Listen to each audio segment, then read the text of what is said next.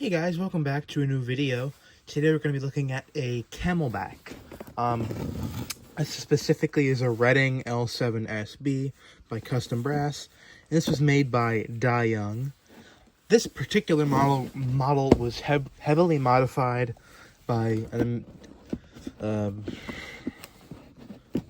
man named Joe Borick. He was a good friend of my grandfather's, and this is just such a beautiful locomotive. The reason that Camelbacks were a thing was because in that northeastern Pennsylvania area, they used anthracite coal, which needed a larger grate area, so they had to make a wider firebox because the anthracite needed to have kind of a large, thin kind of layer of coal for optimum efficiency. So it was easier to put the cab over the drivers and move the firebox up, because basically this would have to be a Pacific if it had the cab in the regular position. But here's the tender. This tender is completely stock, because it's a tender. You don't really need to make that much modifications to a tender. And since this didn't have any kind of fancy trucks, there's not much you could really do anyway. So, and you can kind of see there's a very heavy brass coating on here. Many of the early Korean engines had very thick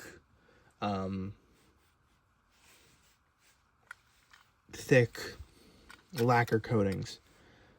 So, yeah. And here's the engine. So, this was heavily modified because from the factory, the firebox area was undersized, so you can see all this is basically completely rebuilt. So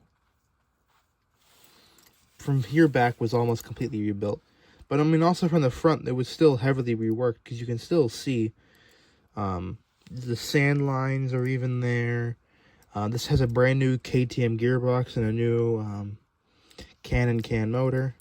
Now, I did have to do some modifications because, as you can see, this hits. So, I actually covered this in some,